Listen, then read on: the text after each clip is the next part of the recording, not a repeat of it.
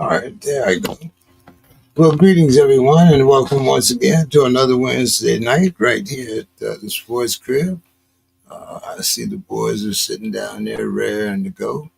Um, but let's get our little commercials out of the way. As you can see on the bottom, Sports Crib, home of the Sports Crib Network.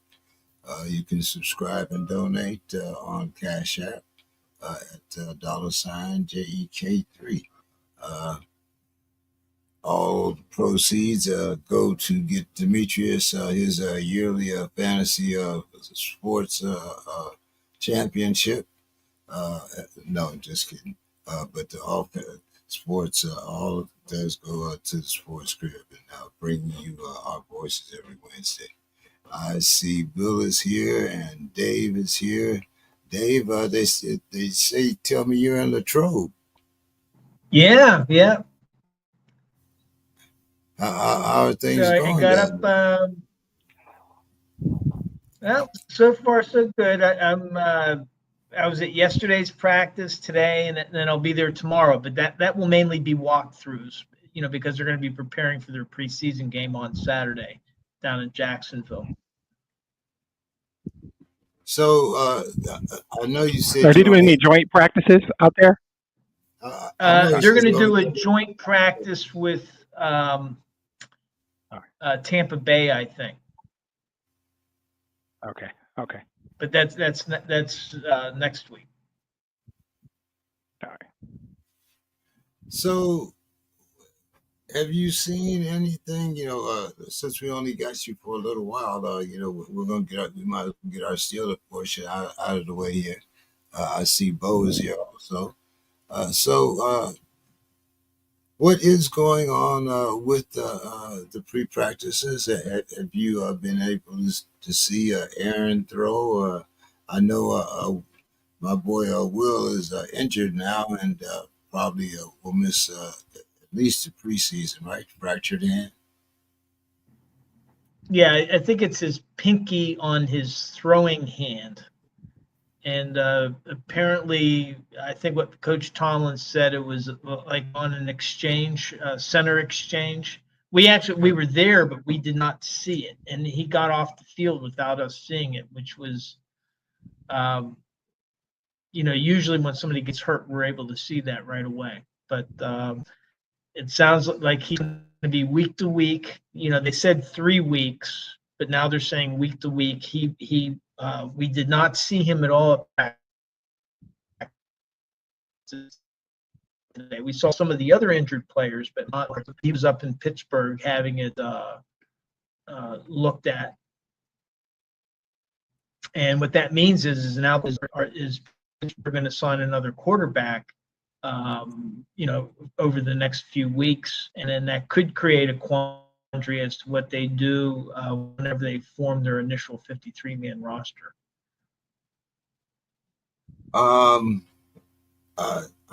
see, that we're not the only ones having trouble. It seems like the Browns are too. But talk to me a little bit about this Aaron Rodgers situation. Some people are saying that he looks bad in practice.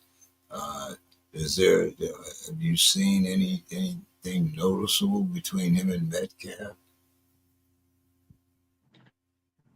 Well, I think what was happening, last week, the offense very productive. Yesterday they looked very good, and Aaron Rodgers was throwing the ball very well. And what I noticed, the difference, what sets him apart from the quarterbacks, is he has a lot of different deliveries. He has regular delivery. He has almost reminded me of Pat Mahomes, and very, very accurate. Like he'll throw off his back foot, almost like he's doing it on purpose.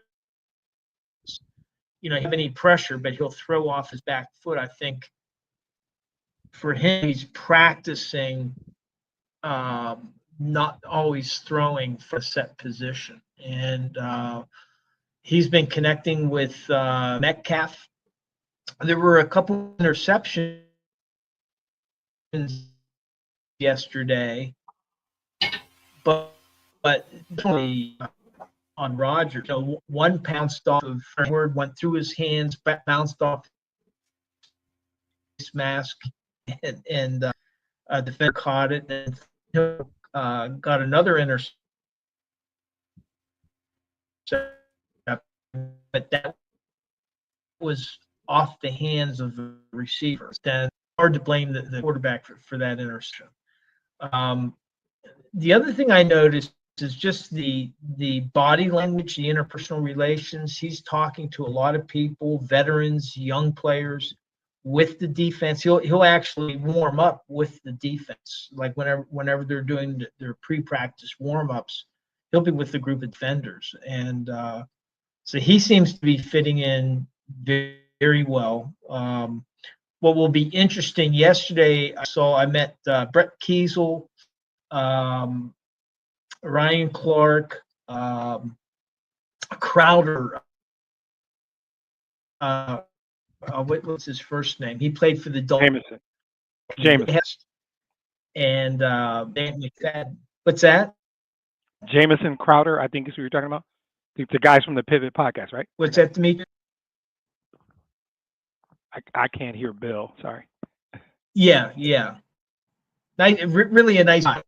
Yeah, very nice guy. And it'll be interesting to see, whether they have any observations about Aaron Rodgers. But from what I can see, he's fitting right in, and he looks good. I mean, he's moving around, and like I said, he's using different deliveries with his arm, and which it just kind of reminded me of Patrick Mahomes. The way he'll have like a sidearms pass, but they're very accurate.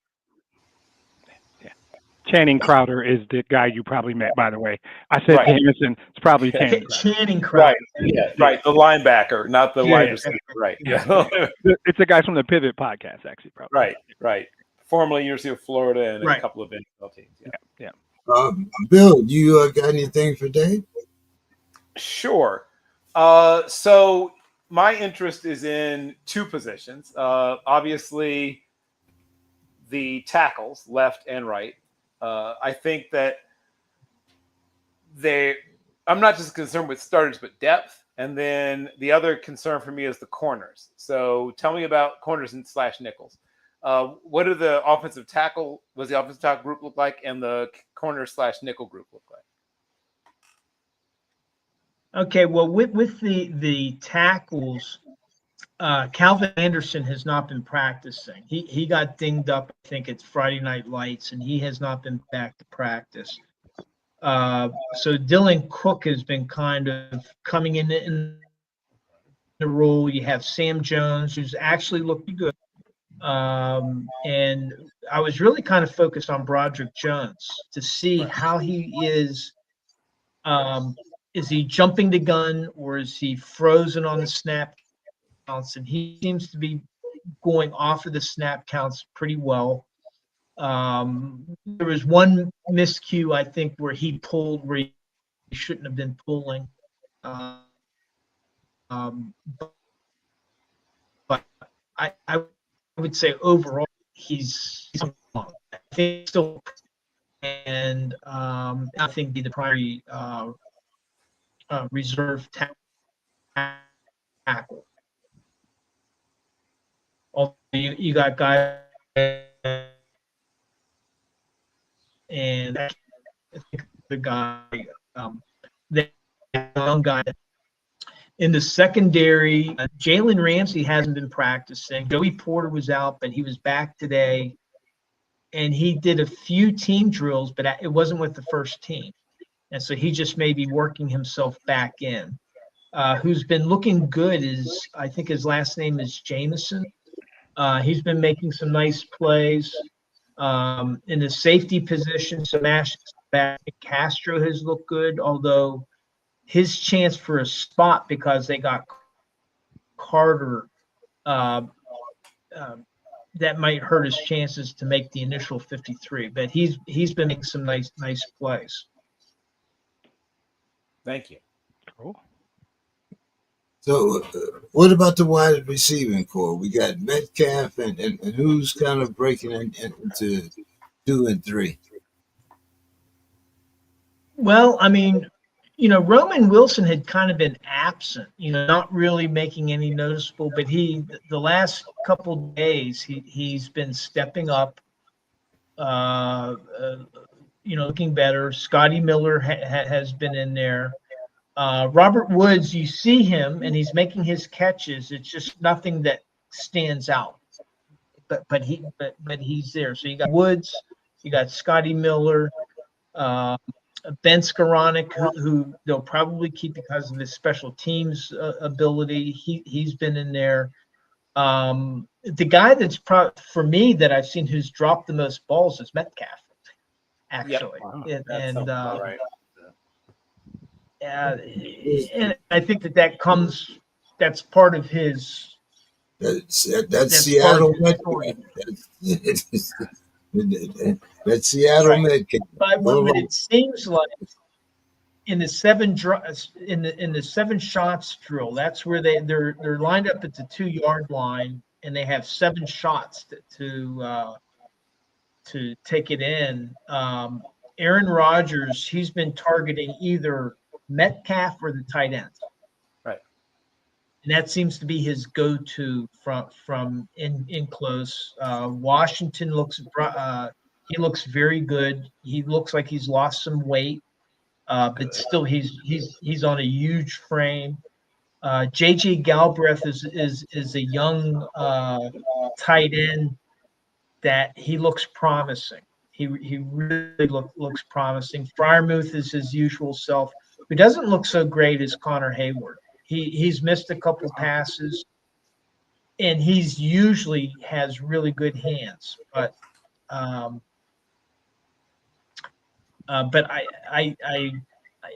not sure what's going to happen with him. They're going to have some decisions to make at the end of the camp. We got Juju Smith now. What are you expecting out of Arthur? His second year, Arthur Smith. That's a great question. I mean, the thing is, and I don't think the preseason games are going to tell us anything because I was listening to Max Starks, and a former Steeler, and he's saying, well, hey, when we play the preseason games, we're going to show them the basics, but that's about it. It's going to be a very basic offense that they're going to be displaying. So I don't think we're really going to know the regular season starts. And for Aaron Rodgers, right now what his job is to master that offense. And I think that's what he's been working on is to get it down pat so that he can, when he gets up to the line of scrimmage, he can see the defense and he knows, okay, this is, I'm going to stick with the play call. Or right now, I don't know the because he's still adapting to because he's never played in Arthur Smith's offense. So the other thing I mentioned is John Smith. He's really, his lower body is really thick. I mean, it is massive. But he left practice yesterday with a sore knee, but then he was back today and he practiced. Now, at some periods, he kind of went off, and you could see him trying to loosen that up. So that's something to keep an eye on. But he looks solid. That guy. And you talked a little bit about Roman Wilson. I'm sorry. And we know that he was out last year, but there are some rumors that there might be a deal in the works to get Scary Terry for Roman Wilson and a 3rd-round pick. Now, this sounds good on the surface, but there's an iceberg there that people are kind of talking about, and that's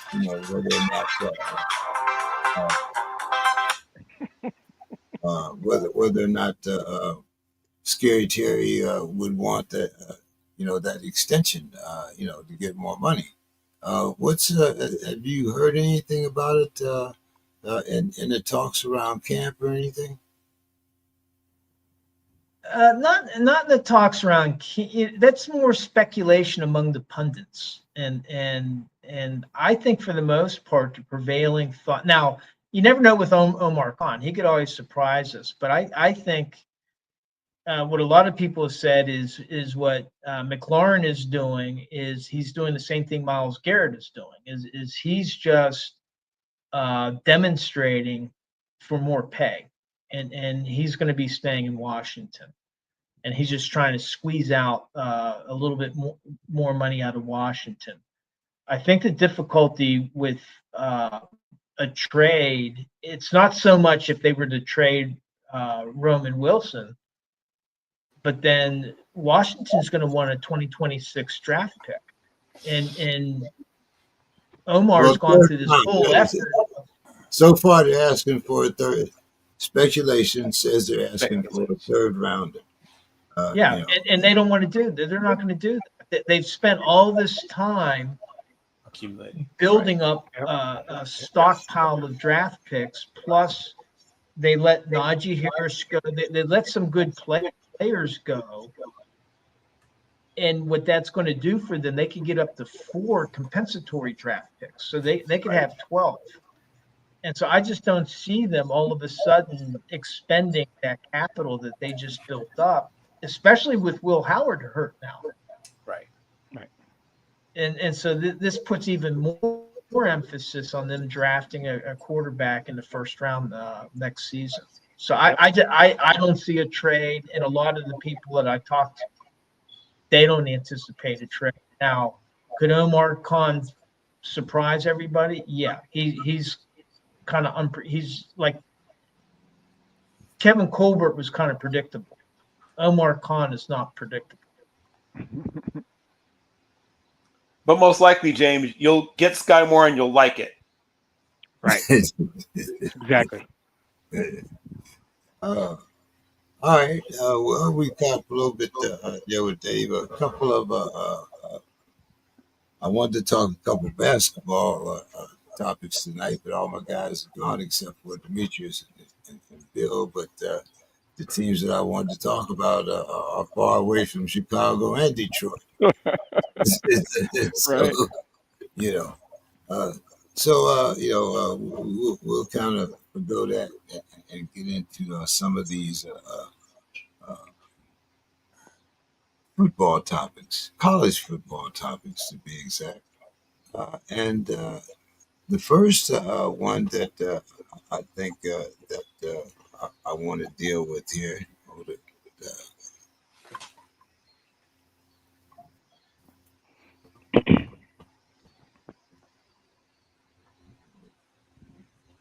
Okay. Yeah, let's start with the 23 Power 4 GMs that say that they back collective bargaining. Said this in a closed door meeting. And I asked this question almost, I guess, a couple months ago. Are we going to see collective bargaining when it comes to these players and possible unions? This group was also 100% in favor of closing the portal prior to this, closing the portal during the season. And they also supported performance based, what is that there? Incentives. Yeah. Right. So they also voiced their opinion on formal agent certification, Thank you. the process, and the registry. Yep. Bill, I'll let you start off. Yeah. So first of all, shout out to Kane Coulter. You were born too soon. For those that don't remember, the Northwestern quarterback turned wide receiver who first attempted to establish a union for college football players. And somewhere, hopefully somewhere successful, Kane Coulter is smiling. Eventually, it's going to be by 1,000 cuts or dribs and drabs or whatever term we use. But eventually we're going to get to a place where you do have agents who must be certified in order to represent college football players for NIL deals. Eventually, you're going to have some form of collective bargaining. Maybe it's a tiered form of collective bargaining. I mean, we'll see what happens. And at some point, you will see escalator clauses or whatever you want to call it, where if a player outperforms his deal, he has a chance to make, additional revenue. All of that's coming, but it's not coming right now. So I think all these things are going to happen. I don't think they're going to happen right away. I think that a combination of, just sort of inertia and pig-headedness is going to keep this from happening as quickly as it probably should. But I mean, I keep going back to my toothpaste/tube analogy. The toothpaste is out of the tube. It's not going back in. So while it's coming out more slowly than some of us may favor, eventually you're going to have an empty tube and a lot of toothpaste coming out. But it's going to, like I said, it's coming out slowly. What do you think, Dave? Well, I tend to agree with Bill on that. The one thing that I would like to see them act on immediately, though, is the certification of the agents. And this is for the protection of the players. And right now there is no oversight over who is representing these players, which means I could reach out, and if I got a good line, I could be representing a player and taking advantage of it, right? And so I think that's something that they should really focus on now. The other things I think can wait because they're kind of complicated issues, and they have a lot of implications, not only on the big programs, but there's going to be a ripple effect on how this impacts the little programs. So I think that I think some thought, and I'm fine with them taking their time to thinking on how they're going to do something like collective bargaining. And the incentive clauses, but the thing that they need to prioritize, they need to get these representatives some type of a certification process, if for anything to protect the players. There are realtors, pastors, and barbers, and I'm not exaggerating when I say this, or literally realtors, pastors, and barbers out here representing players for NIL deals. And I'll just leave it at that. Don't forget the mothers. I mean, there's I mean, parents at least, whether they know what they're doing or not, we hope are acting in the best interest of their children, as best as they can do. But we don't always know if the realtors, pastors, and barbers are whatever. I'm just gonna leave it at that. Stop bad mouthing barbers, bro. Oh, I love barbers. Shout out to my barber. Shout out to my barber, who is fantastic. From a bald guy, barbers are special. And here's the thing: they may be well-meaning. They may be well-meaning, but they may not be competent, where they don't get them the deal that they could have got. Exactly. Yes. Yeah, well, the chances are they aren't. In fact, I mean, let's ask our stat man here. I mean, what kind of problem is that? Well, it's a huge problem, right? There's a skill set that goes with negotiating a contract. And this is not hard. Like when you talk about a certification body, there's examples. At the end of the day, you're going to need an organization that ends with the letters PA. So we got to talk union. It goes in steps. Player certification in the NFL is regulated by who? The NFLPA. Right. In hockey, it's the NHLPA. That's who's going to do it. So Bill's point earlier about inertia and pig-headedness, which was great, and I'm going to find a way to use that again before this night is over. When you take all these special interests, my particular conference might be part of the problem, right? But you got all these interests and these guys who now in 2025 have the title GM. Yeah, college football, college programs have guys with the title general manager now, right? But these dudes, when they're in their own cushy buildings, and women, sorry, these people, when they're on their own campuses, in their own buildings, they can't move like if they, like with these 23 power four GMs got together. You get the smart people in a room, and all these proposals that are going around, whether it's the one for players to become non-employee status, right, to do some collective bargaining. There's one about unionites. To me, it's simple. You gotta establish a players union, right? It's not even that complicated. Then you get to where Dave said the most critical piece for the kids, and kids might not be the right term anymore.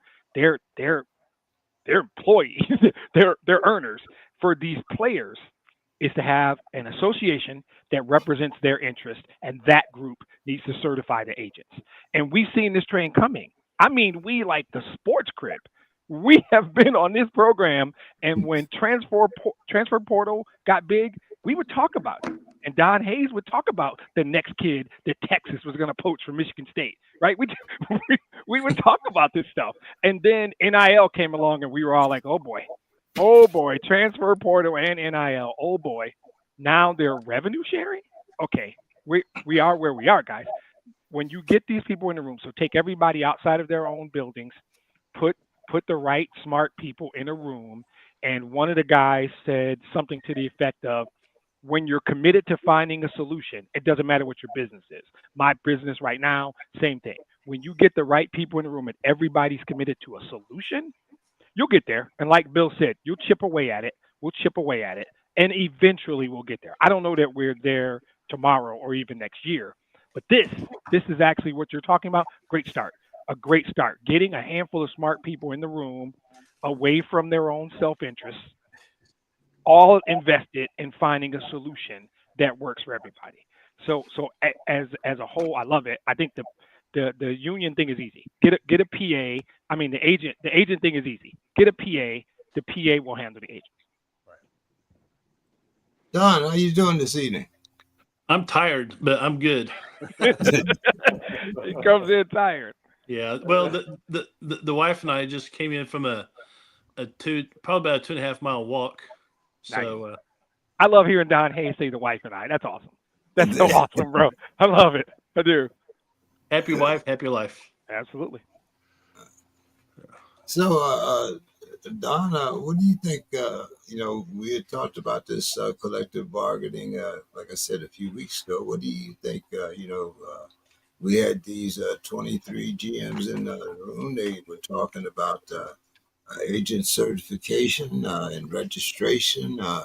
They were also talking about, as we just were talking about, some form of collective bargaining, maybe. What's your thoughts here, Don? Well, when you talk about the enormous athletic budgets these schools have and revenue sharing, it's going to get crazy, guys. I remember being in school, and this is like late 80s, early 90s, and we were bitching and complaining that we didn't have enough money to put quarters in the washing machines. We bitched about having to eat in the dining hall every day. Our dining hall is pretty good.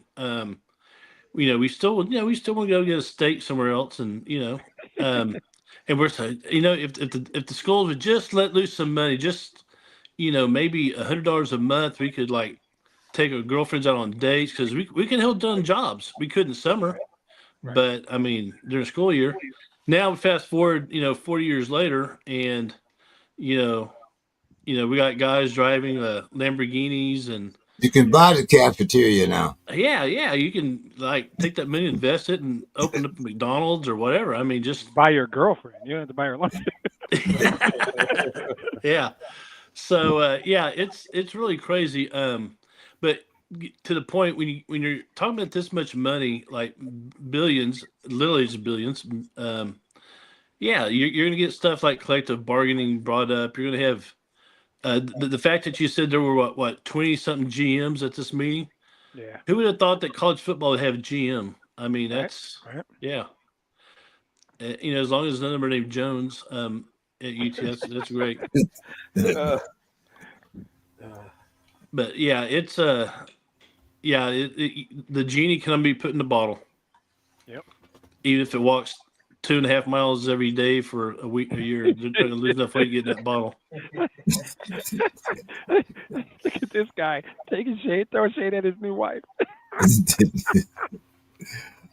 Don, Kurt Herbstreit, he says that play-ins games might be the answer to the college football playoffs.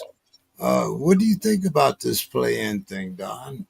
Okay, so I don't I don't really watch ESPN every day like I do during football season. What's the thing with what's the play in? What's that? So Well, if I can jump in, James, because I love this. Can I jump in? yeah, go All ahead. right. Yeah. So what he's Leave me home, saying is, Demetrius. yeah. What he's saying is instead of just giving these automatic qualifiers, have a couple more games on what I would end up calling like Super Saturday.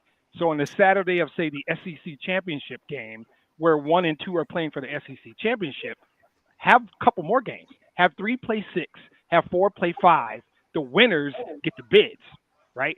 This services everybody. That's 2 more. And if the Big Ten does it and the ACC does it, Okay. you're literally looking at a deal where you could get 9 games on this Saturday. You could sell that to some platform and make a gazillion dollars. Well, a lot of money. It would be really good football games. These wouldn't be bad games. These would be good teams playing for stakes. There would be something at stake. I think it's a great idea. And then the winners of the games get the berths, right? And you then open up some more spots for other conferences so that those 2 conferences are taking all the spots. But you're fair to the 5th and 6th team in the Big Ten that's probably better than some other team, but they get their shot to get in. I think I don't love Herbstreit, but this is brilliant. And I don't think it was from Herbstreit. I think the head coach at Missouri actually was the guy who threw it out there. I think it's brilliant for everybody. You probably have to fine tune it a little bit, make some tweaks to it, but that sounds like a something to look at. I mean, I would be on surface for it. Like I said, I have to read more about it and see what all the ins and outs are. But I like the concept is pretty good. Yeah, I like think it. you throw a couple of the games on Friday night even, and you stretch this thing out, and then 4 or 5 really big games on Saturday. I think it would be fair. I think it would be lucrative, and I think it would be great football. And if you're looking for something more than those 3 things, I don't know what you're looking for. Three SEC teams on like you said, on a Saturday night. Yeah. Maybe 2 ACC teams. On Friday. I mean, like you said, that's a lot of revenue. Dave, what do you think about this? We're gonna be playing football till March, which is fine. Oh, we still got Dave? I mean, Got a little problem with his mic. Yeah. just still have the top the pools and you can hear me. We no, can hear you're you. kind of. You're breaking Can you up. hear me? Okay. Yeah. Okay. Now we Yeah, got it. man. Go ahead. Hear you Can better you hear me now? Yeah. All right. No, what I was saying is that it's just I don't think they need more games. They got all these other bowl games. Just take have a 16 game playoff and take the top 16 teams in the pools. Average out the 3 major pools or 4 major pools and the top 16, and don't give the SEC automatic 3 or 4 bids. If they have 3 or 4 teams in the top 16 or 5, then that's how many teams they get in. So Well, Dave's got his black socks on. You wearing the black or you wearing gray? Well, I mean, I know I'm famous for not giving straight answers. Well, here it comes again. I believe that the answer, as often is the middle path. I think that, as has been sort of already established, you get your I wouldn't mind if the 2 teams that play for the conference championship in the top 4 or whatever conferences are guaranteed bids in, and then everyone else is either at large or they could be. I would save 2 spots for play-in teams, sort of like basketball does. So there'd be a play-in, that would get 2 play-in games. The winner of each play-in game, they get in, and then the others are either the conference champions, whoever's playing for the conference championship, and then the at-larges based on rankings would fill out the the rest of the pool. How I would do it. See, Bill is the classic example of why the messenger gets shot. Exactly. Exactly. Right. Exactly. but anyway, I'll take that. I got Kevlar on. so Don, Texas and OSU had most of the preseason polls. Don, I'm going to kind of split this question up between you and Bill. Bill, give us a kind of a short preview of the defending champions. Well, I mean, Ohio State is figuring out its quarterback situation. I mean, that's not the only thing they're doing, but that's probably where it all begins for them. Sort of circles around that. So the two horses that are most likely to win the race are either Lincoln Kleinholz or most people are leaning towards Julian Sayin. And they're different kinds of quarterbacks. So I think that's probably what gives Saiyan slightly better, of course, hashtag Super Saiyan. But what gives him a slightly better chance is that he's able to, also do more things outside the structure of the offense. But they're still very loaded.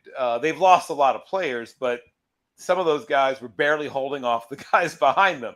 I think that offensive line to me is the biggest question for Ohio State. They have a lot of talent on defense. And of course, Jeremiah Smith, cue the Jeremiah Smith coronation music for, last year, people said that if you were in last year's draft, you wouldn't be the first player taken. And this year, people are saying if he could be in this year's draft, he'd be the first player taken. So everyone's just waiting with bated breath for him to finally become draft eligible. But every highlight you watch, he makes some ludicrous, ridiculous, are you kidding me catch in practice. He catches balls where he can't see the ball. He catches balls that are behind him, in front of him, over him, behind, below him, whatever. He's special. And whoever is lucky enough to win the quarterback spot will have him. And then the other question, of course, they lost their top two running backs, but they're loaded. I mean, they have a bunch of 4 and 5 stars that they've been collecting to sit behind those guys. To me, it just comes down to quarterback, offensive line. If their offensive line is 75% of last year's offensive line, and their quarterback, I mean, frankly, they could even be better at quarterback in some ways than they were last year. Howard was an effective guy, but nothing he did made you go, wow. So, yeah, I mean, Ohio State, you can pencil them in for at least 10 wins. I think the floor for me is about 10 wins, but that's not what Ohio State fans are asking about. They're asking, can they beat Michigan? Right? That's what they're asking about. I talked to Ohio State fans. They're not worried about all the other stuff. Sure, it's cool to win a national championship, but they'd like to beat Michigan. Yeah, after 3 years in a row, that's definite there. So let me see. Don, give us a short preview of what Texas. We know, we talked last week, I think it was, about Archmania. So what's going on? Well, so quarterback ain't their problem. No, that's not a problem. I don't think running back's going to problem. The only weakness right now I think Texas has is depth on the offensive line. They lost. They were having a battle between two guys for the right tackle job, and it was neck and neck. Well, one of them is out for a season now. He tore up his knee during practice. So this Baker kid, who's a 5-star guy out of California, he was at that. Was it Modern Day? What do they call it? Anyway, yeah, Modern Day. Yep. He played there, and Sark has recruited California like a mofo. So so it looks like Brandon Baker will be the right tackle. But I'm very confident. I mean, Texas, they brought back Dwayne Akina to coach the secondary. He's the one that created DBU back in the Mac Brown era, and he's back. He's probably the best DB coach in the game today. So I'm feeling pretty confident about Texas. I just hate them being ranked number 1. I like it when Texas ranked number 5 or 6 like they were last year. But Ohio State's key to the hill they're taking down. But I think you're going to see some nice receivers for UT. They got this transfer from Stanford that's phenomenal. Got a redshirt freshman, Parker Livingstone, that's supposed to be pretty awesome. So, and of course, Arch isn't the issue. Defensive line is going to be a strength. They lost 3 guys to NFL last year, and now they got they're saying this defensive line might be even better. So we'll see. Well, now here comes that important question: which team can recover from an 0-1 start? Bill, Ohio State, or Texas? Well, I mean, I guess it depends on how one defines recover. Both teams will still be fine in terms of chances to make the playoffs to lose one game, especially the first game of the season. Like as has been demonstrated, they really care about what happens. You know, the old joke, or the old, not even joke, the old coaching line is they will remember the games in November. And it's proven true, right? If you lose one game, the time to lose it is right out of the box. That's your time to lose. If you otherwise run the table, or even maybe just pick up one other loss, you're still fine. These two teams particularly are still fine to make the playoffs. So if you mean recover by that, they're both going to be fine. Now, if you mean by recover, I guess emotionally, mentally, psyche, or whatever, Like that. Texas is probably slightly better wired to do that. Ohio State seems a little less settled in terms of what they look like as a team. And some of that, once again, goes back to already knowing who your quarterbacks are. So assuming that Archibald, Elijah Manning stays healthy, they should be fine. What do you think, Don? You agree with Bill? Texas? Well, yeah, that's slightly. I believe Ohio State's breaking in new coordinators, right? New offensive defensive coordinator. Right. I think they might struggle a little bit, but here's what's going to happen. Whoever wins that game is going to be ranked number 1. The loser is going to fall all the way to number 4. Number 4. I mean, Right. so this game, there's a lot of football. It's the first game of the year, so there's a lot of football to be played. A lot of things can happen. God forbid, teams come down with injuries to key players. I mean, so, 3 years in a row, Texas has had to go to its backup quarterback. 3 years in a row. Now, last year wasn't so bad because your backup is Archie Manning, but or what was it called? Archibald? What's his middle name? Archibald Elijah. Elijah. There you go. Good biblical name. So yes. So and the backup Texas has now is a guy named, there's 2 of them. There's Trey Owens and a guy named KJ Lacey of Alabama, who Alabama really wanted. And Sark got him out of Alabama. So I think Texas is set at quarterback. They'll be fine. Okay. All right. Kind of moving right along here, guys. Tonight, let's get into our NFL talk. Dave, what's your thoughts here on the Hall of Fame entrance this year? We had Jared Allen, Sterling Sharp, Eric Allen, and of course, and Antonio Gates. Yeah. All good players. The NFL never had to change the rules because of their play. Without James Harrison or Hines Ward in the Hall of Fame, not happy. So, and nothing against those guys, but both Hines Ward and James Harrison had such an impact on the game that the NFL literally changed the rules to adapt their play. None of those other players had that. And so to me, both Harrison and Hines Ward had a bigger impact on the game than any of those 4.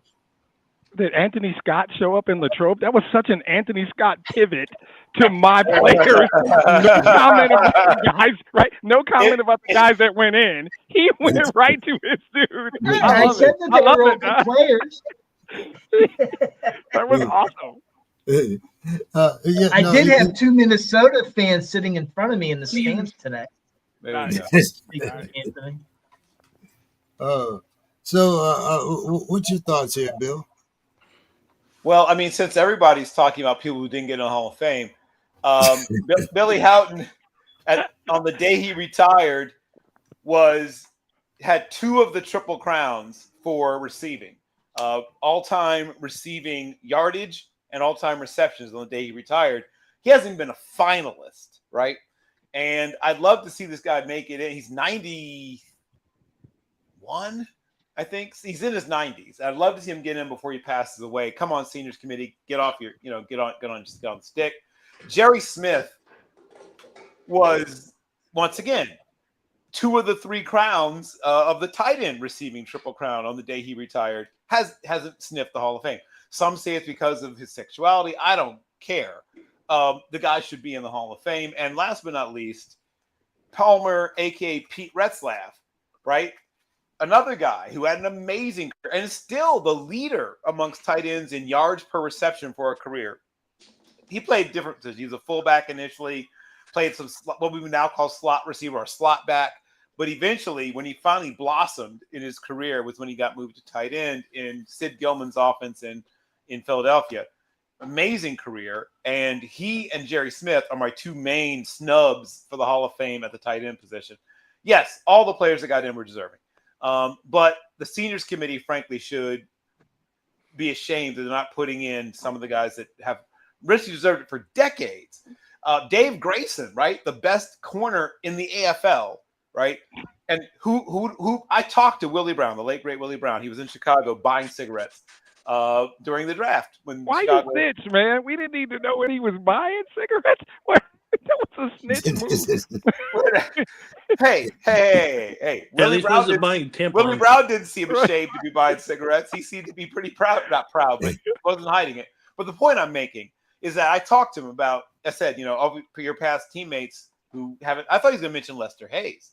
He eventually mentioned Lester Hayes. The first name out of his mouth about guys he's played with who should be in the Hall of Fame but aren't is before he got traded to the Raiders. He, of course, started his career with the Denver Broncos. He mentioned Dave Grayson. It said Dave Grayson, not Willie Brown, but Dave Grayson was the best corner in the AFL. So that's another guy that should have been in the Hall of Fame 30 years ago, and he's not. Wow. So, Demetrius, who's your nomination for the guy that didn't get in? Right. I'm ready, since Dave just totally pivoted the entire topic. Forget those dudes. Although Antonio Gates is from Detroit, that's all I got to say about those guys. Pershing? Was it Pershing? Say again? Pershing? What high school? Yes. I think it was Pershing. Yeah. I think it was Pershing, yeah. Yeah. So I'm going to go way off the board. I think they got to put in some kickers. And I'm going to talk about a dude named Jason Hanson, who was a great kicker, man. And being a Detroit Lions fan, there was a 25-year stretch. All we had to cheer for was Barry Sanders and kickers. And this dude was automatic. He was money. Jason Hanson's nickname was Money. And he's a white dude. He's not a black guy. He was a great kicker. I don't think he'll ever get in. I don't think they like kickers. So I'm not really worrying about it. But since Dave hijacked the topic, I might as well go off script and say Jason Hanson for the Hall of Fame. But Don, who's your favorite water boy? I mean, guy who didn't get in. Well, I like, like I said previously, I think they're all deserving. What kind of gets me, guys like Sterling Sharp and Jared Allen, I'm thinking they're already eligible for the Hall of Fame. It seems like just yesterday they were playing. I mean, time goes by so fast, I'm just like, ugh. But kind of going on what Demetrius said about having kickers, I nominate Phil Dawson. Yeah. He kicked for Cleveland forever. I think he kicked through 2 presidential administrations, and then he went to San Francisco, continued his work there. Not only was he a great kicker, very accurate, had good distance. He's a good man. Active in his church. His wife sings gospel. Has, I think, few albums out. Lives in Austin now. Great guy, and he went to UT, of course. Of course, I'm going to mention that. But yeah, so if we're going to put kickers in, let's put Phil Dawson in there. Well, then I'll kick in Gary Anderson into that discussion. Oh yeah, Gary Anderson. Hell Gary yeah. Anderson is, maybe more than my guy. That dude should be there. I think we got to embrace kickers at some point. Yeah, I think they start putting special teams guys that are punters. Yeah. I mean, come on. But Really? Ray Guy's there, right? Oh, Bill's. Yeah, I wish Bill. I think Ray Guy is there, but Ray Guy's in, right? Yeah. Ray Yeah. Guy is in. Yeah, Ray Guy was And well deserved. I'm not questioning it. He You know, absolutely deserved it. you got Reggie Roby would be a good one. Yeah, Ray Guy is in, and he's the one and only punter. Yeah. How about Jarrell Superfoot Wilson, who for a stretch was actually even better than Ray Guy. He was for a stretch. He didn't play. He didn't play as long as Ray Guy, but look at that 6-year stretch. The peak 6 years of Superfoot Wilson's career. Nobody in the history of the game was better for a 6-year stretch than Wilson was. All right. Well, now, Demetrius, I'm going to bring you in here because we're talking business. Okay. Okay. ESPN has been actually acquired. Well, they've acquired the NFL Network along with Red Zone. So, what do you think? ESPN is also, they're covering the WWE. For you guys say I never talk about wrestling, so they're going to be streaming WrestleMania. But, Demetrius, the thing that kind of stuck in my mind was the 10% equity. Yep. So for me, and for those who don't know me, in my own personal podcast, I despise this network. I frequently refer to them as the 4-letter devil, right? I believe they are solely responsible for the degradation of sports journalism. Now, that's on me. They stopped caring about journalism a long, long time ago. They embraced the E, the entertainment, and stopped giving a damn about the S a long time ago. That's an entertainment network. They put 2 or 4 or some number of people and a rundown on the side, and those people try and tell us how we should feel. So, fine. I get that part, that's me. But what James just talked about, they're partners now. The NFL owning 10% equity at ESPN, if you think you're going to get fair, balanced, unbiased coverage of that league, okay, maybe you don't care. Maybe you don't care. And if you don't care, all good, because you're not getting it, right? That league is bought and paid for now. We're smart enough to know how these organizations work. We talk on the SPORTSKRIB all the time about these 2 organizations in particular and what are they about. And they threw out some fancy language. Oh, man, I'm going to try and remember it. Something about adding consumer choice and providing greater convenience and quality and the breadth of value proper, blah, blah, blah, Disney ecosystem. Just a flat-out stream of bullshit is what it was. We know what this is. All that was code for find your wallet. Find your wallet because we about to charge you for everything, right? It's not coincidental ESPN is launching their direct-to-consumer service on August 21st. You're telling me that's a mistake? Okay, their service costs $29.99. As someone who happens to engage in WWE, and I have since I was 6, Peacock only cost me $10.99, and I get all those PLEs. I get those premium live events already. Now, they're saying if you already have ESPN as part of your cable system or whatever, you don't get any more money. Your boy is all streaming. I haven't had cable in years. They're about to triple my cost, right? I know what it's about, though. I get it. It's fine. But trying to act like, oh, this is just coincidental that we're about to launch our DTC streaming service. But no. And don't sleep on what James said. The NFL owning 10% equity in ESPN is a big deal. Huge. It's a big deal on the coverage. It's a big deal on what they share, how they share. They might improve our viewing experience. I don't know. I know that you're not going to get real journalism out of that company. Well, we haven't for 10 years. I can't stand that company, right? But they became an opinion-shaping organization 15 years ago. They stopped being a news reporting organization. I don't even get my news from them. And there's only a handful of people on that network I can stand. And short of them airing one of my team's games, I try not to really consume that network. So for me, yeah, this is not surprising. but don't give me some BS statement that it's about improving my experience as a fan of the league because it's not. It's about getting in my pocket. And I get that. I know what you guys do. So, yeah, whether it's WWE or NFL, that organization I'm not a fan of, and I will only do what I absolutely have to because I'm not giving them my money. Well, Demetrius got his black socks on. What color is yours, Dave? I'm not a fan of ESPN either, and one is they were hemorrhaging cash before, and now with the NFL having 10% equity, well that helps out ESPN, that keeps them afloat. But then the other thing it does is it inoculates NFL from criticism, from any objective criticism. Exactly. And so, as far as I'm concerned, this is not for the fans. It's not a good thing for the fans. And I agree with it being a money grab. Not a whole lot that you can do about it. But I mean, to me, it's just it just kind of takes the fun out of it. And to me, it's just disappointing. Mr. Scott, good evening. How are you doing?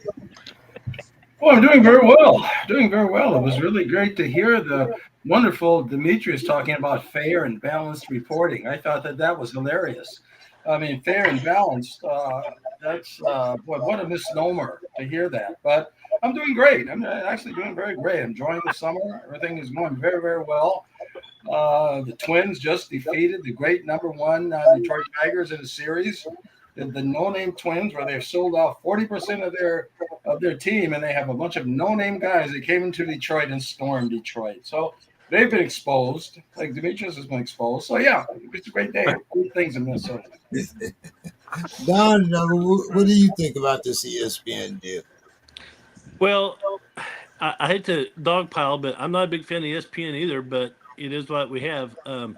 I think the best show right now on TV in the fall is ESPN College Game Day. After that, I don't watch ESPN. I can't stomach the shit they put out. So for NFL, I'm watching the Fox and CBS for my NFL. But yeah, ESPN does college football better than anybody. And then after that, it's pure trash. I can't stomach it. But the NFL is invested, so maybe that'll be an improvement. I doubt it, but we'll have to just wait and see what happens. Bill. Well, here's what I will say. And I literally was watching what looked like a radiology lab at a veterans hospital when they flipped on, right, the original broadcast and talked about, the vision for a 24-hour sports network. And they were literally broadcasting billiards and Australian rules football and Irish hurling. I mean, and I was transfixed, right? So from that moment where literally I watched the initial broadcast when George Grand and that bunch were there, and it looked like Boomer Bourbon was about, 22 maybe at the time. I mean, he literally looked like he just came from like busting someone's tables or something. Like he looked everyone looked so young with like one or two exceptions, like a couple of veteran guys, but everybody else looked, Tom Nees and that bunch all looked to be somewhere between 21 and 25, which is one of the exciting things about how young everybody was. And yes, they were broadcasting sports that I'd heard of, but hadn't seen broadcast. And of course, the CFL. I loved the CFL. That was one of my favorite things about the early days of ESPN was getting to watch, Warren Moon, right? Win back to back Grey Cups. And I saw, what I call the first class graduate. Once again, Sans Berman, who hung around, but the first class graduate and then the second class come in. And you saw sort of the first stars emerge from that group, Oberman and Dan Patrick and that bunch. And and of course the late great Stuart Scott I got to meet twice. From that next group that came in, saw the incomparable Linda Cohn do what she did quietly and professionally, and then you went into the group 3, and the third class sort of came through there, and there was a bit of a drop off. I think it'd be fair to say they didn't stick around You as don't need the long. whole history, Bill. I'm not going to give you the whole history of ESPN. I Okay. promise I won't. That's another show. But what I will say is 2 things I noticed. 1, people didn't stick around as long, but 2, they clearly understood that they had to have a thing, right? They went from being people who were there to simply, commentate or broadcast or be an anchor or be a reporter, whatever, to now it became clear you could become a celebrity. And so they had to have a thing, And so once the thingness, right? And when Stewart did it, it was something he did because that's who he was, right? If you'd seen his career, even his pre-SBN career, he was already doing all those things.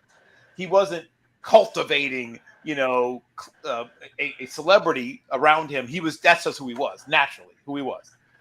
But now you saw people saying, "Oh, now I need a thing," and then that became all about people and their thing. And now it's the ETSN, the Entertainment Thing Network, and all they do is let people show off what their thing is.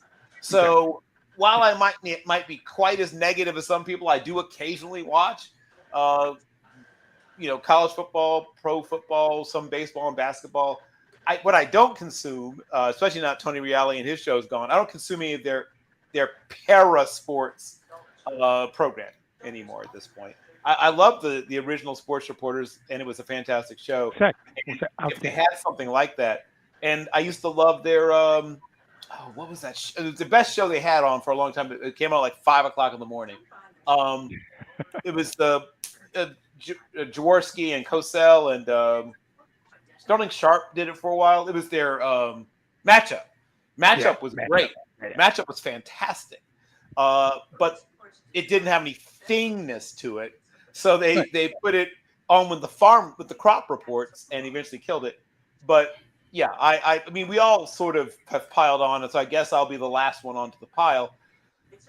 I don't think it's something that can't be saved, but it would take a thorough house cleaning and a brutal regime change with with like Soviet Revolution level purging to try to bring in, once again, a bunch of young unknowns. You'd really have to literally do that. Bring a bunch of people off of college campuses and say, I know you grew up on this, but don't do what you saw your heroes do. Or it's too late. Too late. Toothpaste out of the tube. All that stuff is happening. No more Bob Lee. No more Peter Gammons. No more David Aldridge. We're going to get Greeny and Stephen A. and shit, right? And nothing against any of those individuals. It's just a different thing. Peter Gammons has more knowledge about baseball in his pinky than I do, and I know a shit ton about baseball. But they will throw anybody on screen now who, as Bill said, has a thing. And that's what they're about. I'm done now. And I wasn't going about fair and balance. I don't give a shit about fair and balance. I like knowledgeable people who entertain me. I'm not entertained hearing Stephen A. Smith yell bloviate and excoriate and all that other bullshit. That doesn't entertain me. Him out there doing the dance with a cowboy hat doesn't entertain me, right? I would rather flip over and have somebody talk about baseball the way I like baseball. And no, Kirk Jen passing good dudes, right? Peter Gammons is Peter Gammons. That's a different level, right? So they just switched up. They do something different now, and I'm definitely old. I'm definitely wearing black socks. That shit's not for me. That's all I'm saying. Mr. Scott, what do you think about the ESPN acquiring the NFL network? Well, it's, you guys have really covered it. I don't really know. I mean, anything that's going to make me pay more to watch a game, I guess I'm against. I mean, it's like it's going to come down to where I just watch the great Vikings, and I just might have to, my Red Zone. I do like Red Zone. It helps me keep up with the games, but I don't know. It just looks like this whole takeovers of everything is just not in the interest of the fan. I mean, it's like the fan is the one that suffers behind these kind of things. It's so. I mean, we'll see. I mean, I have. I do have a cable subscription, but I also have something called Firefly. What is this thing? Fire stick. Fire stick. Fire stick. Boy, my son, he came over here, man. He opened up a whole new world for me. So I'm going straight. I'm going to be going straight to the Fire Stick, and we'll see how that works. We'll see what I can get. I have a guy that knows how to. Well, I'm not going to say too much about that now. But you don't do that. You don't want to do that. You don't want to do that. All over the FCC, Mr. Scott. Right. This shit's recorded, bro. You might want to slow that down. What's your address again, Mr. Scott? XYZ. So yeah, exactly. Mr. Scott, there seems to be, George Kittle seemed to have a problem because the NFL is going to banish the teams giving out smelling salts. Now, there's a loophole, and the guys can bring their own individual smelling salts. But what's your thought on this, Mr. Scott? I'm definitely one of those guys that have had his bell rung once or twice, and straight to the smells. I'm good, Coach. You know what I'm saying? What do you think, Mr. Scott?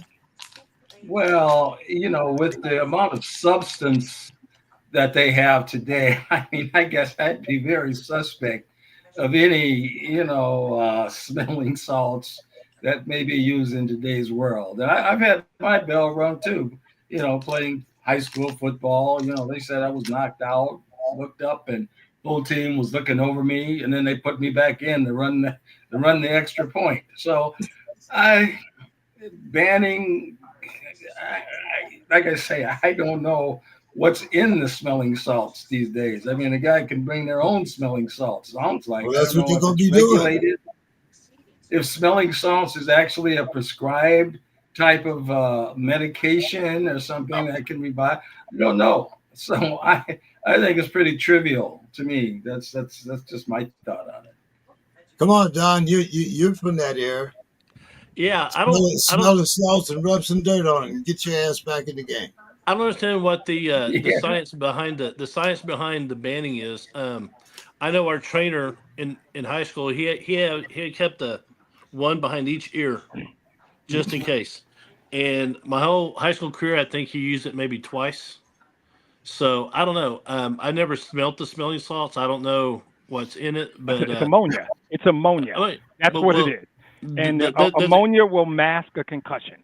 The feeling you get from smelling ammonia will hide concussion symptoms. That's all it is. I'm not saying it's important or they should do it or not.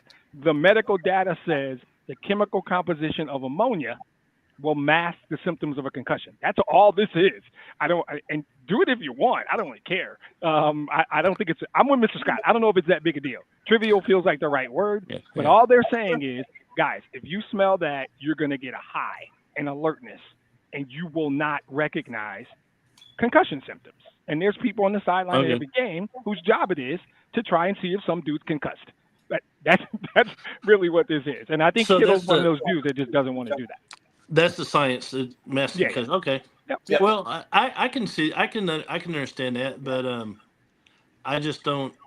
Like I said, I grew up with it. I never had it done on me. I never had to sniff it, but I know Doc Dawson kept one behind each ear just in case. I always thought that was kind of cool to. Yeah, and there's evidence disputing it. By the way, the FDA put out some evidence that there's some side effects we don't really know, but the initial thought is this stuff you can get a concussion, pop one of these things in front of your nose, and then you would just be jacked, and you won't recognize that you actually do have a concussion. That's kind of one. Maybe they can give them Maybe they can give them gummies in today's world. I mean, there's gummies. Candies, So I don't assume they're not. They might. I heard cocaine's good for that. Yeah, your name is not Lawrence Taylor. I'm sorry. Right. Maybe. So, Bill, what's your thoughts on this? Yeah. For those that for those that didn't also box and or wrestle, and I did both, very very prevalent in those worlds too. those are also places where people's heads hit things or get hit by things on a fairly regular basis. So the whole point was to mask the symptoms of a Right. concussion. I mean, that was actually why. Well, I mean, that's the first time I ever saw smelling salts used was in someone who got their quote unquote bell rung. So yeah, it was to get you back functional. And I mean, if we are at least pretending to be concerned with player safety, and I think that's what's going on now, they are at least pretending to be concerned with player safety, I understand the move. And of course, like with other things, old school players will push back, but like Antonio Brown did when he give up that shut helmet that apparently didn't do much to protect his brain. And, now we see where that might have led. But when you're used to something, right? Players we're all creatures of habit, but athletes, like, add that times 10,000. Yeah, but why is Kittle upset about it? This is what I don't understand. So Why does he even care about he uses them all the time. I'm literally explaining. As I just said, players love routine. I mean, we all do, but like, imagine your entire profession is tied up in you mastering something that 0.3% of the people in your profession get to your level, right? 99.7% of the people in your profession will never do what you're doing, not once. And you're looking for every single thing that will allow you to stay there. There are some athletes that are not this way, but most professional athletes that I have known are strongly attached to whatever their routine is. There were guys who literally would throw up before every game, and if they forgot to throw up before a game, their teammates wouldn't take the field until they threw up, right? So ask Fred Biletnikoff about that. So once you have established your routine, anything that messes with that routine messes with you as an athlete. So if simply put, Mr. Scott, simply put, it's going to mess with his routine, and it makes him feel less like he likes to feel. Ronnie Lott cut off the tip of his finger to get back into a fucking football game. Whatever it takes is how these guys think. It's what gets them there where I would never get because he cut off my fucking finger. Y'all remember the late great John Madden? Oh yeah. So he wouldn't let the team take the field until Mark Van Egan burped. Wow. True shit. Yeah. Look it up. Yeah. Oh yeah. I'm certain that's what it is. Yeah. I mean, hey, Don, I had a little trivia question here for you. Okay. Nice. I was looking at the top 10 Texas athletes, high school athletes, top 10 for the last century. That means starting in 2001. Oh, okay. Then I can count the guys. So, Don, there's 6 men on this committee. If you can you can either give me 3 of them. No, wait a minute. I said there's 6. You can either give me 4 of them or 2 of the women that made the greatest high school athletes of the 21st century in Texas. The 21st century. So that leaves out Babe Zickerson and Zarias. No, that means you had to start at 2001. Wow. Okay, let's see.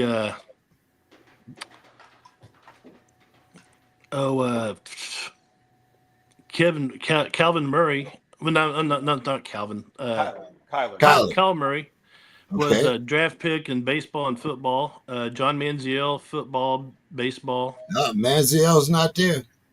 Oh shit. Murray's there, but Manziel isn't. Yeah. Then that list can be thrown out. Then Cheryl Swoops, basketball. Brittany Griner, basketball. Too far. Nope.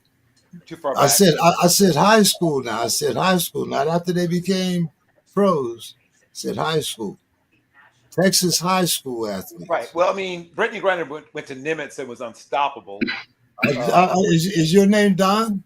No, I'm just saying that he is a Texas. I asked Don. Oh, I'm aware. But Brittany Griner is on there. She is one of the 4 women. Okay. Go ahead, Don. Well, that's questionable, but go ahead.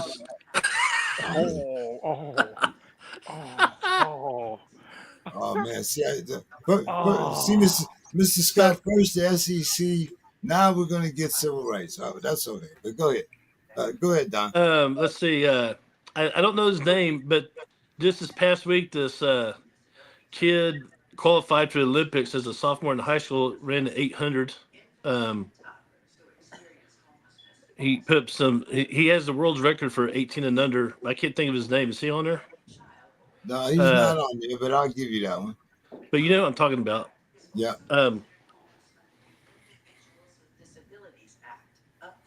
Jamal Charles was a good athlete. Nope. Curtis Dickey, Johnny Lamb, Johnny Lamb.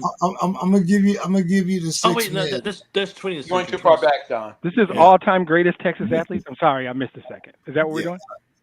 These are the men on In the 21st century. Texas Okay. high school. Texas high school in the 21st century.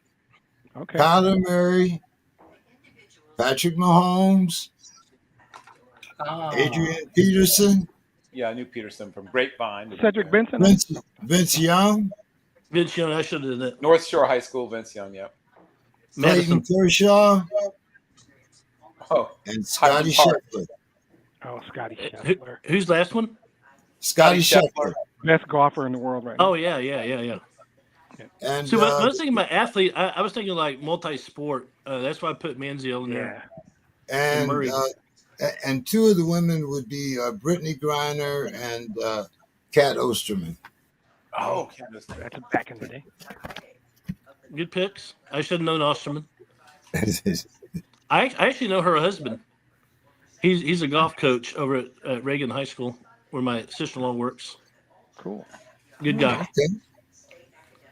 All right, Don. Jerry is not confident about Micah Parsons. Says he doesn't know whether he's going to start that first game or not. Demetrius says it's all about the money.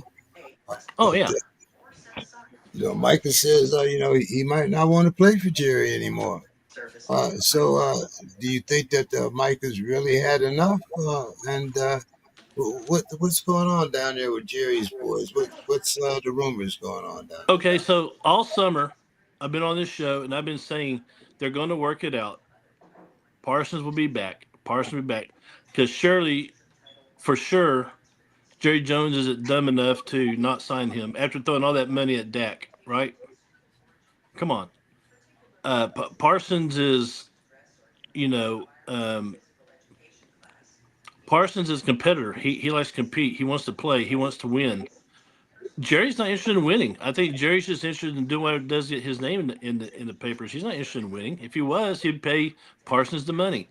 Now, if you're in a situation where you're playing and you're having a good season, good year, but you want to go to the Super Bowl, you want to win, you're driven by that desire to win, to produce. Dallas is not the place to be. Now, it might be in the future, but right now, Dallas is not the place you want to be.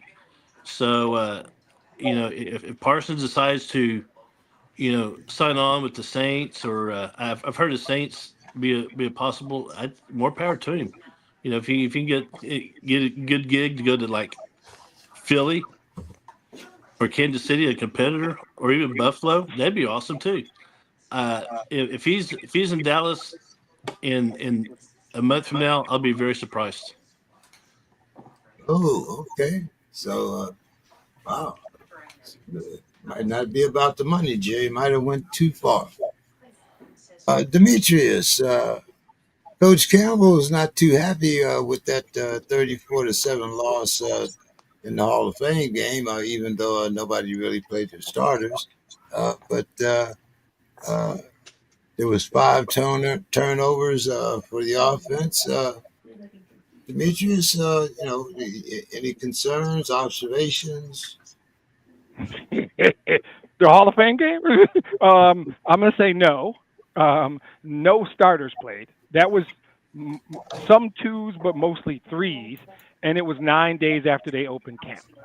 So there's nothing to see here. Dan Campbell's the ultimate motivator. So I will guarantee you, Dan Campbell wanted to win that game because that dude doesn't know any other way. And they didn't play well. But like I said, it was 2s and 3s.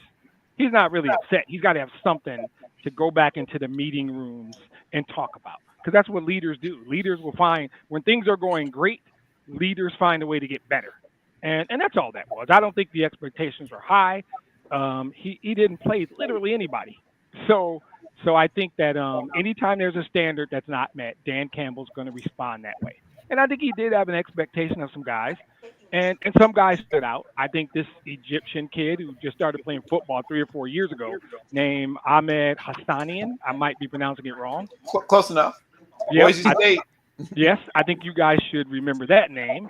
And I think that Rock Ya-Sin, I don't know how we got Rock Ya-Sin actually, if you can stand out in the Hall of Fame game, I'm very happy with the acquisition of Rock Ya-Sin. So I think that you're always trying to improve, even if it's 10 days in the camp, you're in a Hall of Fame game, and your 2s and 3s suck bad. Which does not even suck. They're all young players who some won't be on the roster, some won't play much. I'm not surprised that Dan Campbell reacted the way, because that's how Dan Campbell will. If he lost a game of Connect Four to his grandchild, he's going to go back and look for a way to improve. That's how he's wired. That's who that guy is. Okay. Hey, James, I have to take off. Give us your final thoughts there, Dave. Sure. Yeah, I'm up in Latrobe. I'm at training camp, and I know one of the among Steeler fans, one of the popular things is to say how cheap the Rooney family is. And there was at camp, sitting right in front of us, was 2 Vikings fans. That they were actually, it was a father and son, and they had gone to see the Pirates play because they wanted to go to as many stadiums as they can, and this was their 30th stadium over, I forget how many years it took them. So, but then they decided to come down to Latrobe for the camp.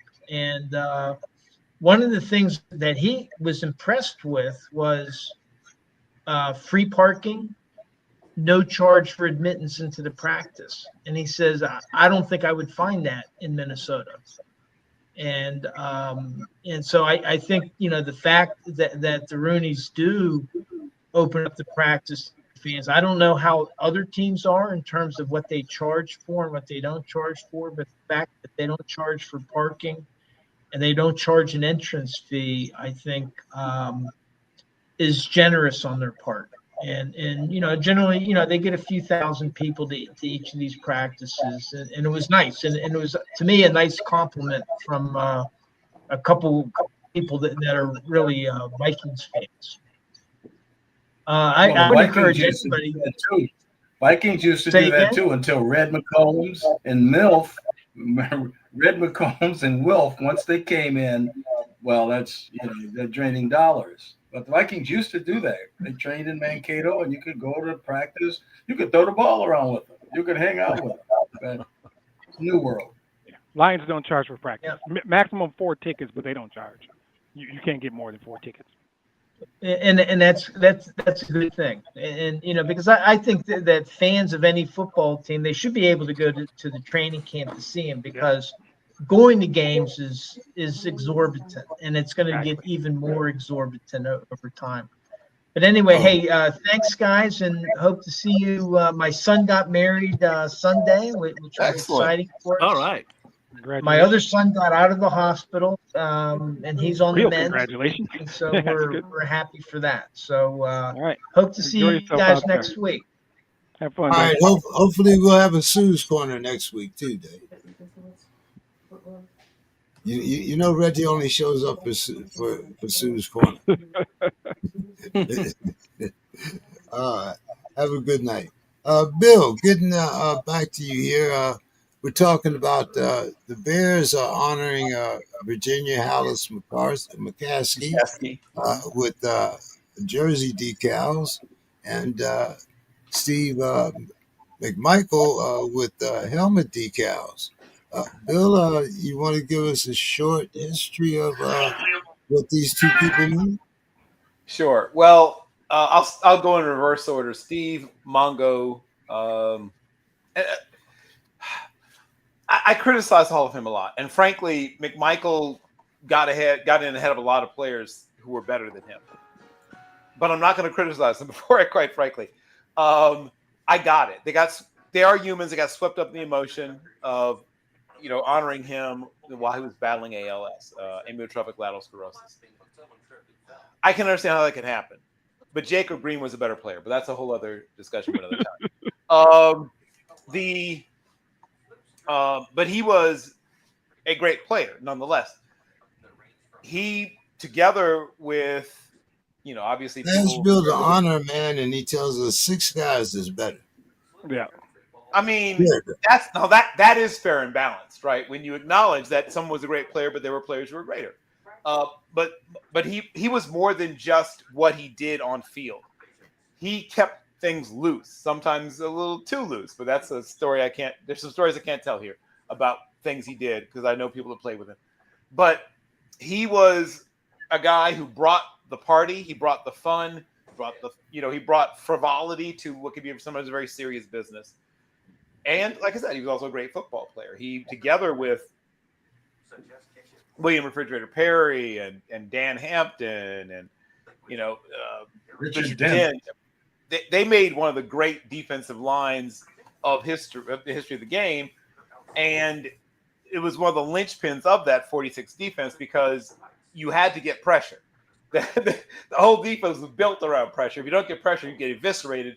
If we all remember that one game they lost in the 15-1 season, they couldn't get to Dan Marino quickly enough. He just cut them up because it wasn't built around coverage. Coverage was an afterthought. But he was an outsized personality. Football couldn't contain his personality. He found his way into, not too surprisingly, into professional wrestling. He did some broadcasting and, towards the end of his life, even a little bit of podcasting before he got too sick. If you saw him on Rush Street in his prime, you saw that there's a guy that lived life out loud, capital L lived. He had a good time. And if you were around him, you had a good time too. Now, Virginia McCaskey, of course, is a direct connection to the earliest days of professional football. When she saw her first game, when she was, in her father's arms, people like Red Grange were still strapping it on. So she is a direct connection to the earliest days of the game. She lived a very, very long life, and Chicago fans were critical, sometimes harshly and fairly critical, sometimes insanely and unfairly critical. But the McCaskeys, unlike, Jerry Jones, unlike some of the other owners groups, McCronkey and others who have other sources of income, they're more like Mike Brown and that group in Cincinnati, where their main asset is the team. And so they don't have the latitude. They don't have the freedom to do some of the things that some of those other ownership groups do when they have all these other sources of income, streams of income. But to her credit, she, for someone who, was a nonagenarian, did as much as she could to modernize. Towards the end of her life, she hired a young black GM. She hired a not quite as young, but equally black president and chief operating officer in Kevin Warren. So it showed that she was at least open to certain things. And the team may or may not win a lot of games, quite frankly. I think that they'll probably be slightly over 500 this year. And these are two people who are certainly worthy of being honored. And I think people say you can't tell the story of the NFL. You can't tell the story of the NFL without either of those two individuals. So we should be spending time talking about them here on the Sports Grid. We will give us, like a quick preview of the Bears. Coach Johnson, he wasn't too happy with his players either, particularly his offense. Well, Ben Johnson's offense, and I think Demetrius has probably broken it down a few times, depends a lot on a quarterback being able to not only make a pre-snap read, but adjust post-snap to what happens after the ball is snapped. And Caleb Williams is very talented, but he's also very new to all the things that happen post-snap. He's played in both high school and in college in a catch and release, as I like to call it, version of air raid, where everything is binary. It's either run, pass, zone, man. Those are the only things that and box count, right? So box count tells you if it's run or pass, and then you have at least one indicator that you use to tell you if it's zone or man, and then it's one of these things that you do. And if you don't like it, run, right? So that's what the offense, and basically he played in the same offense both in high school and both colleges. So for the first time in his life, he is in he's a rookie again, in essence, right? He's a rookie again. This offense is different enough from every other offense he's run that he's learning it from, the acknowledgments and the, table of contents, chapter 1. He's just getting to chapter 1. He just got done with the acknowledgments and the table of contents. He's on the preface page. Where they write the publisher of the damn book, right? The preface page, the big shots of offense. Right. So he's not going to look great. He doesn't know the offense. I mean, I don't know how else to put it. Somewhere around week 9 or 10, the light should come on. If he gets to the end of the season, the light doesn't come on, then be concerned. That's when you should be concerned. But he's not going to know this offense for a while. All right. Mr. Scott, it seems one of your wide receivers has been suspended for 3 games for substance abuse. How does this change, the game plan? Now, is Penix going to be more of a game manager, handing off the ball to Jones? Are you going to pick up another wide receiver? What's the talk there in Minnesota, Mr. Scott? Well, first of all, James, it wasn't substance abuse. I mean, you're mislabeling the man. That's what ESPN said. He was driven. Well, that's we've already gone through the reliability of ESPN, and so yeah, he was picked up. It was late at night, and he was driving a fancy car, and just one of those kind of things. I'm not saying he should be absolved of that.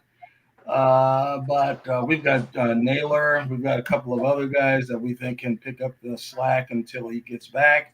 A healthy Hawkinson, who we stole from the Detroit Lions, which I'll never understand the great brain trust there, why they would get rid of somebody like that.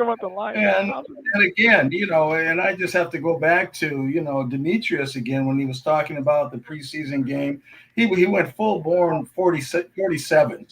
Oh, there's nothing to see here. Like Epstein, why are people talking about that? There's nothing to see. You're comparing the Hall of Fame game to Trump and Epstein.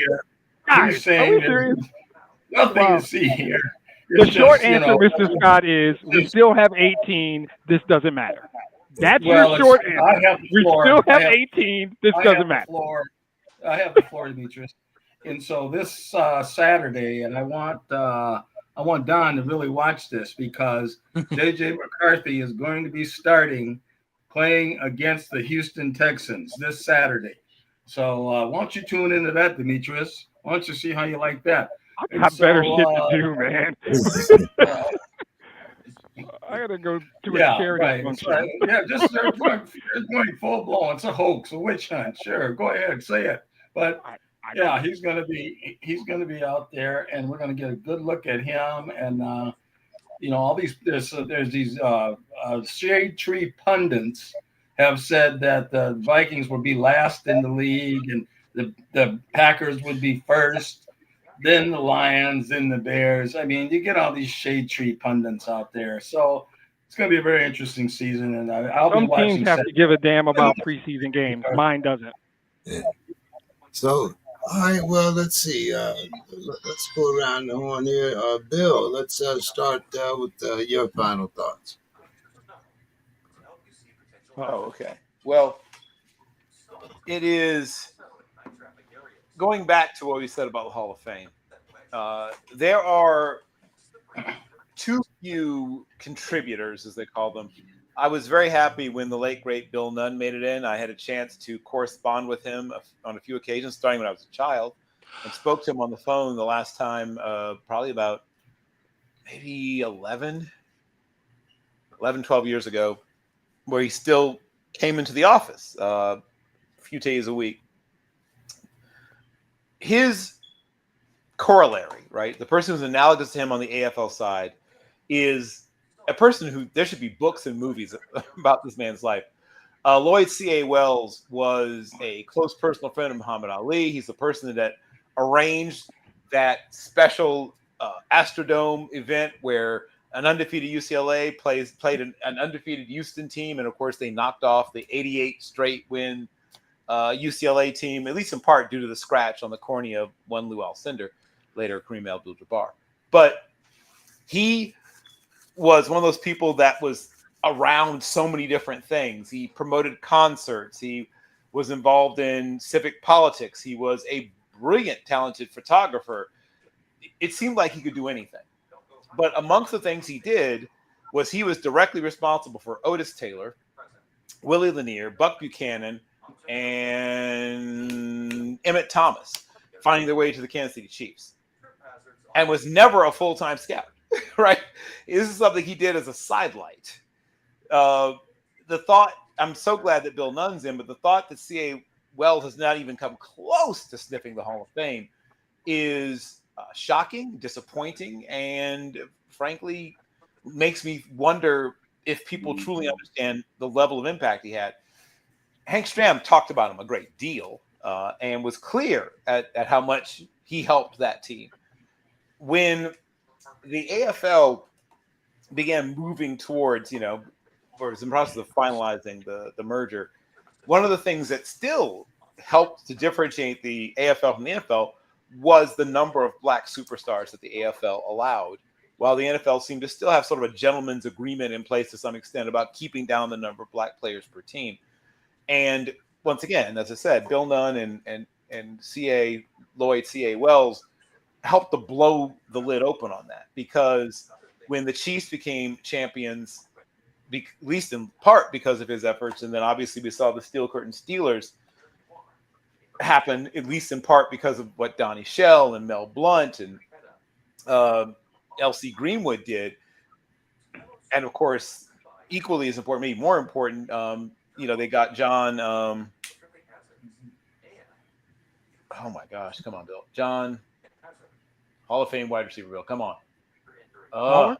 Stallworth, thank you. And he literally hid John Stallworth. So those linchpin players came because of those two gentlemen for both teams.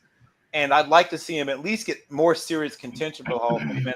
Hopefully someday, not just consideration, but someday I hope he is eventually enshrined as a contributor in the Pro Football Hall of Fame. Demetrius, final thoughts. My final thoughts. I like to, I don't know if you noticed, I'm wearing a Negro League baseball shirt. For those of you who know me, you know I love baseball in general. I specifically have a passion for the Negro Leagues. I recommend everybody go to Kansas City and visit the museum. It is worth it. Yes.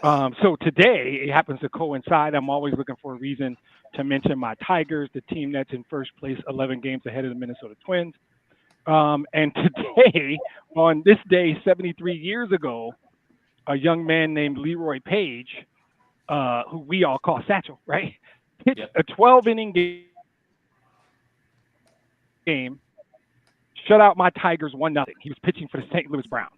Yep. This is in 1952. At the time, they think Satch was 46. But truth be told, nobody really knows how old Satchel was. That's not even a joke. We're not sure Satchel knew how old Satchel was. And there's a whole thing about did they document birthdays and all that shit, right?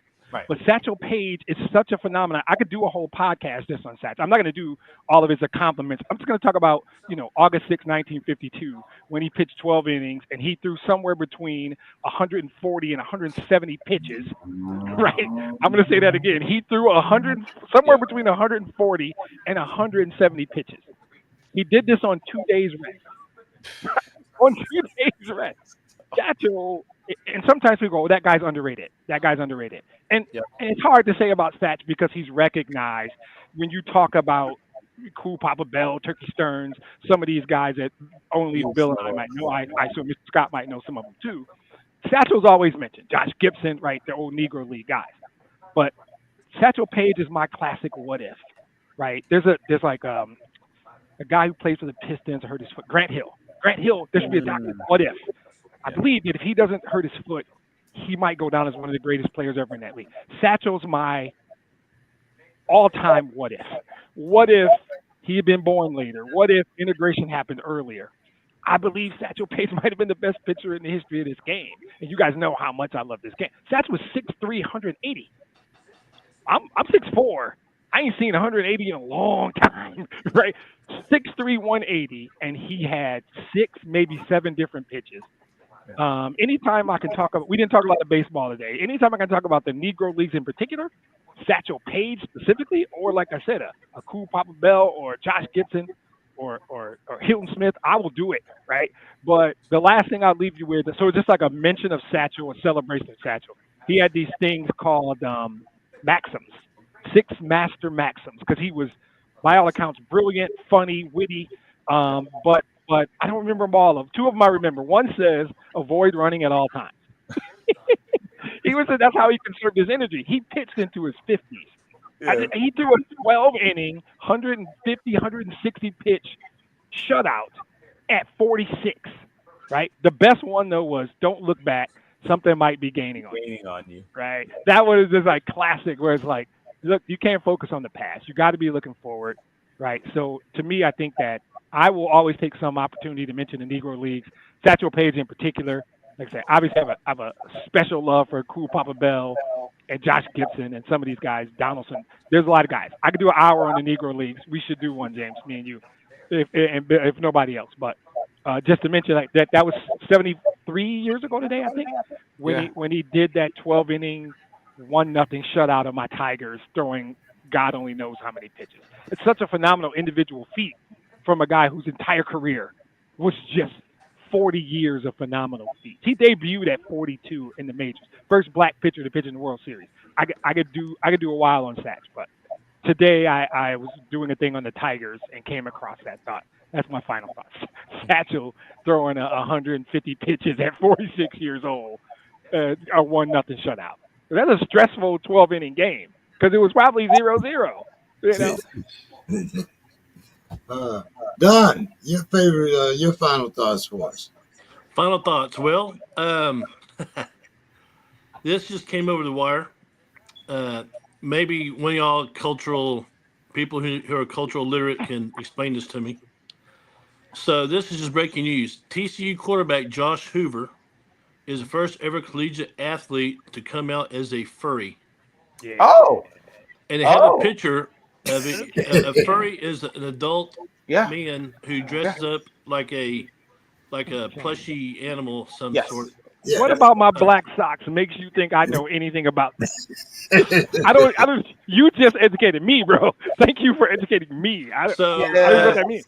I'm going to do some research on furries. And, it is it is a subculture. It is somewhat related to cosplay, but the difference is while cosplay is not always erotically centered. I'm with you, Mr. Scott. Fur-centric culture does have an erotic charge attached to it, and they even have what's called a fursona. So in addition to his actual birth or given name, he probably has, when he is in his suit, another name he goes by. So that's did Satchel Paige, and now with what the hell? Because get you a show that could do both. That's what the hell?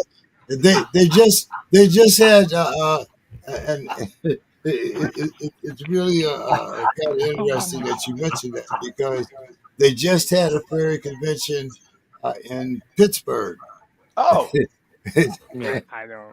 I feel like I'm Charlie Brown. I went up to my teacher and asked her about my test score, and she said, "Womp womp womp womp womp womp womp." I don't know Okay. what y'all talking about. Yeah. Now You're referring to Mrs. Ophthmar. For those who are going to win a bar bet, that was go ahead, Don. Now the second part of my 3-part final thought. WNBA. It's not about Caitlin Clark and Angel Reese. It's about throwing green dildos onto the court. Oh yes, mean green. Gotta love it. I would watch the WNBA just to see green dildos fly on the court. Oh my God. What about the girl who had her wig snatched off and thrown on the ground? That was cool too. Yeah. Oh my God. In part 3, non-sports related, I just wanted to. I'm kind of bragging now. This is the perfect homemade tortilla. Oh, Notice it's not too brown, just a little Yeah. brownish. Yeah. yeah. It's flexible. You can make a Tasty. taco, chalupa. Oh. Yeah, so the wife is in there making Give some Mrs. Hayes tortillas. credit. I was about to say, you better give Mrs. Hayes credit. We know your ass didn't make that. You're right. My ass did I not was make in it. your house. You didn't make me no tortillas when I was down there. So I'm going to enjoy this tortilla when we get off, and I might Absolutely. go throw a slice of bacon or something. I don't know. We'll There see. it is. There it is. That's my final thoughts, guys. There we go. Excellent. All right. Furries, dildos, and tortillas. Now that is what I call a weekend. Good luck, Mr. Scott. Have fun with that. Here's the microphone. Don always makes sure that we keep Yep. the after dark portion of our show. Yep. Yep, exactly. He checked the clock and said, "Let's go." So, Mr. Scott, I'm going to give you the final thought. But before your final thought, what did you think about the Hall of Fame inductees? Well, that's actually part of my final thought. Bill really summed it up earlier about, people that get in and, Jared Allen played here 4 or 5 years with the Vikings, and he's in the Hall of Fame. I kind of watched it. Paul Krause is in, Eddie White is in, John Randall, Mick Tinglehoff, but no Jim Marshall. And I guess, when I look at that and I see, okay, you played here 5, 6 years, you had a great career. I think he might be one of the sack leaders in one season, Jared Allen. Probably well-earned Hall of Fame, but I still have to go back to the, Jim Marshall. I mean, you play 20 years and you start every game, and you go to 4 Super Bowls. There are people that are in that I think there are better players that aren't in. So, I think Bill summed it up. And then my last thing is Demetrius, of all people. When he talked about Satchel Paige, see, I have a book. I haven't quite finished it, but it's Bob Feller and Satchel Paige. And they barnstormed during the summertime. Yeah. They traveled around the country. Each one of them pitched, and they played the outfield. Yeah. They batted. They were part of the team, and they must have played 100 games in the summertime, just the two of them. And they just had a great time just reading about it, the time they had, how much fun they had doing it. But when you think how, Demetrius, the man was 50-some years old, basically 40, late 40s before he even got a chance to pitch in the minors. Yep. But then he's still, in the summertime, him and Bob Feller would go around the country. They called it barnstorming. Yep. And they would play 100 games, and they would actually play and pitch. They would play in the field, too. So, that's, agreeing with Demetrius. Yeah, I'll have to. I can school Demetrius on a few things too. I mean, he's good. He's good. You're not gonna school me on Negro League baseball. You can school me on some other stuff. You are not schooling me on that. I'll give him his credit. But I go toe to toe with him. So. Oh, exactly. It'll be fun. Oh, okay, all right. Maybe I'm gonna have to start gathering up some baseball trivia questions here. Hell yeah. Highly recommend a documentary called The Pitching Man. By the way, you probably can find it on YouTube or one of the streaming services. The Pitching Man, Satchel Paige. It is worth it. It's only like an hour. It's good. It's really good. Well, hey, all right, guys. Another good Wednesday evening. I enjoyed talking with everybody. We're only we're less than 30 days until we the season start. September 4th, right? Yep. So, all right, guys, and don't forget SPORTSKRI Fantasy Football League, Demetrius. We're still gonna let you in. Two-time defending champion. Okay. Y'all get y'all money together to buy me a new shirt again. You can make the shirt blue and silver. I got a win last time. I never got paid. Seems like I'm still waiting, for two-time defending champ over here. I'm gonna need my shirt to be blue and silver this year. Well, hey, if you win 3 years in a row, then we'll get you a blue and silver shirt. Absolutely. Okay. All right, guys. All right, guys. Have a good Have a night. good week, a good night, weekend. everybody. Enjoy your sports, and we'll see everybody next week. All right, night, guys. J.J. McCarthy, Saturday. J.J. McCarthy going against Houston. J.J. McCarthy, be tuned in. You got to see All that. right. Hey, I'm going to send you guys an email. I'm going to try to get that show together, either about Breonna Taylor or about the other email that I sent you about, the Selma march, if things went the other way. Okay. So Sure. Sure. I'll give you Good. guys email, set out a couple dates. I know everybody is not going to be able to attend, but I'll set out a couple dates, and we'll get that organized. See you guys next week. Have a good one. Yes. Yeah. See you All next right. week. Sounds good.